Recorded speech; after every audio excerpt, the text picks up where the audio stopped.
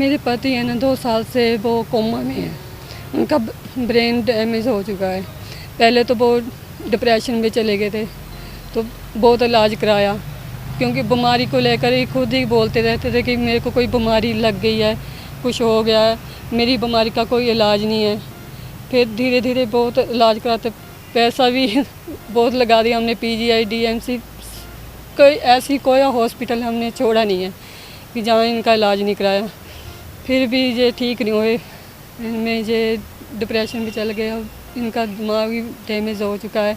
तो अभी खर्च करना बहुत मुश्किल हो रहा है, क्योंकि इन पर तो खर्च आप देख सकते हैं, क्योंकि गल जो पैप है वो भी चेंज करनी पड़ती है, वो भी 2 पैपें लेनी पड़ती है, तो वो भी 2400 की आती है। 15 दिनों बाद पैप नाक की चेंज करनी, गाड़ी का एम्बुलेंस ड्राइवर वगैरह खर्च, तो ये भी बहुत है। बच्चे हैं, घर का खर्च कैसे करना है। ये तो हमारी फैमिली अच्छी थी जो अभी भी सपोर्ट कर रही है, पर इस टाइम गुजारा करना बहुत मुश्किल है।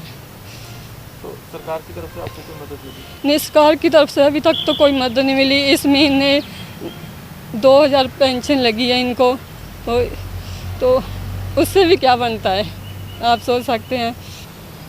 गुजारा तो बहुत मुश्किल है। वो जो रिश्तेदार है सभी, भाई जेठ सभी हेल्प कर रहे हैं, पर अभी तो वो उनका भी हाथ खड़े हो गए, क्योंकि इतने साल हो गए। जो इनके नाम पर ज़मीन थी वो मैं बेचकर इनका इलाज कराना चाहती थी, पर उसका भी कोई हाल नहीं है। कचहरियों में चक्कर लगा लगा कर मैं भी थक गई, क्योंकि मेरे को उनकी पावर टोनी नहीं मिली अभी तक। वो बार बार डेट पर डेट डाले जा रहे हैं। बस यही चाहती हूँ कि मैं ये ज़मीन बेच कर इनका इलाज, मैं तो सरकार से ये भी नहीं चाहती भी मेरी कोई हेल्प करे, बस मैं ये चाहती हूँ कि मैं इनका इलाज करना चाहती हूँ कि ये ठीक हो जाए जल्दी, अपने बच्चों को देखो, अपनी फैमिली को देखें और ज़मीन मेरी बिक जाए।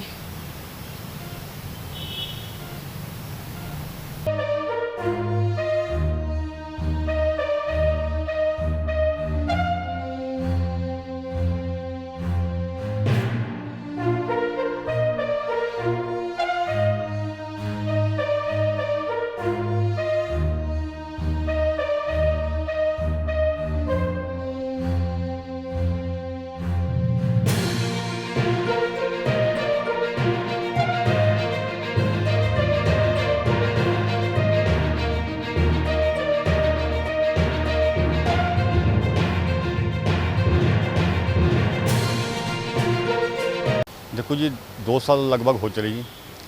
ये पहले 2 साल पहले डिप्रेशन में थे। डिप्रेशन का इलाज कराते कराते हम काफ़ी हॉस्पिटल में चक्कर काटे जी, लेकिन इनका इलाज डिप्रेशन ठीक नहीं हो पाया जी। उसके बाद इन्होंने अपना ब्रेन डैमेज कर लिया जी। हम पीजीआई में रहे जी, पीजीआई बोला कि घर ले जाओ जी, अभी इनका दिमाग नहीं चलेगा। अभी उसकी दवाई लगातार 2 साल से चल रही है जी, जबकि वो दवाई जो है 2200 रुपये की पर मंथ आ रही थी। और अभी हम भी इनकी मदद करते करते थक गए, क्योंकि जितना मेरे में दम था मैंने उतना पूरा अपना लगा दिया जी। हमारा इतना भाइयों का प्यार था, प्यार की मोहब्बत से हमने अभी तक इनको बोला कि आपने डरना नहीं, जब तक हमारे पास दम हम साथ आपका देंगे जी। उसके बाद अभी इनकी नाम कुछ ज़मीन थी, वो ज़मीन इन्होंने अपने लिए घर बनाने के लिए ली थी। उस ज़मीन का नाम संजीव कुमार का है हिस्ट्री में। अब वो ज़मीन उसकी मिसेज बेच नहीं सकती, क्योंकि उसके पावर टोनी नहीं मिल रही जी। पावर टोनी लेने के लिए तहसीलदार जी के पास काफ़ी चक्कर काटे। उसके बाद तहसीलदार जी ने मना कर दिया कि मेरे को ये पावर नहीं है। फिर हमने अभी कोर्ट में केस किया हुआ, कोर्ट का केस अभी चल रहा है, अभी तक वो भी पावर टर्निंग नहीं मिली हुई।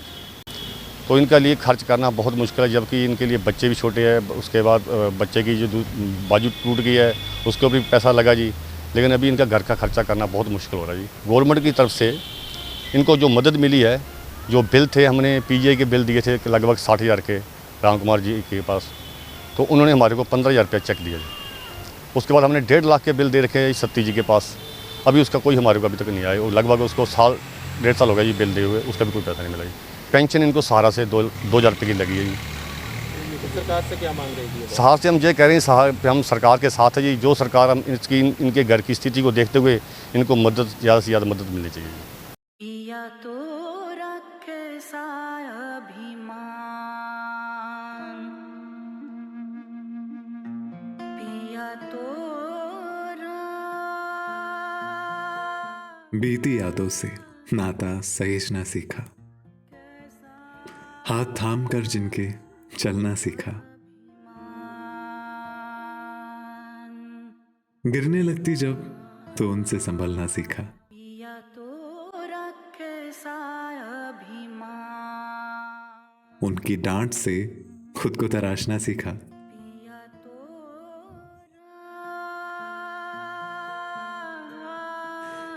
घर से दूर होकर भी दिल को हमेशा यह एहसास रहता है, उनका प्यार और फिक्र हमेशा मेरे साथ रहता है।